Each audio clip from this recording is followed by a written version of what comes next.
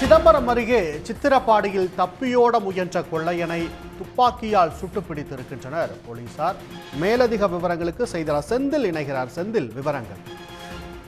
அதாவது சிதம்பரம் அருகே உள்ள வல்லம்படிகை கிராமத்தில் கடந்த சில தினங்களுக்கு முன்பு வீடு ஒன்றில் நகை உள்ளிட்டவை திருடப்பட்டிருந்தது. இந்த சம்பவம் தொடர்பாக அண்ணாமலை நகர் போலீசார் வழக்கு பதிவு செய்து விசாரணை நடத்தி வந்தனர். இந்த நிலையில் அந்த கொள்ளை சம்பவத்தில் ஈடுபட்டது கன்னியாகுமரி மாவட்டத்தைச் சேர்ந்த பல்வேறு குற்ற வழக்குகள் தொடர்புடைய ஸ்டீபன் என்பது தெரிய வந்தது. போலீசார் பல்வேறு இடங்களில் தலைந்து திரிந்து ஸ்டீபன் என்கிற குற்றவாளியை கைது செய்தனர். நேற்று இரவு, அதாவது ஸ்டீபன் என்பவர் கன்னியாகுமரி மாவட்டம் பத்மநாபபுரம் பகுதியைச் சேர்ந்தவர். அவரை இன்று காலை சுமார் 5:30 மணி அளவில் அண்ணாமலை நகர் போலீசார் அந்த இடத்தை கொலை முடித்த பொருளை எடுப்பதற்காக அவரை அழைத்துச் சென்றுள்ளார்.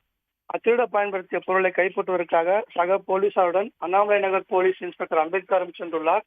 சித்திரப்பாடி என்ற இடத்தின் அருகே சென்ற போது ஒரு காவலரை அவர் கத்தியால் கிழித்துவிட்டு தப்பி ஓட முயற்சித்துள்ளார். அப்போது பணியில் இருந்த போலீஸ் இன்ஸ்பெக்டர் அம்பேத்கர் தற்காப்புக்காக குற்றவாளி ஸ்டீபனை துப்பாக்கியால் சுட்டுள்ளார். இதில் அவருக்கு காயம் ஏற்பட்டது. இதையடுத்து அவர் மருத்துவமனைக்காக சிகிச்சையில் அனுமதிக்கப்பட்டிருக்கிறார். காயமடைந்த காவலரும் சிகிச்சைக்காக அனுமதிக்கப்பட்டிருக்கிறார்.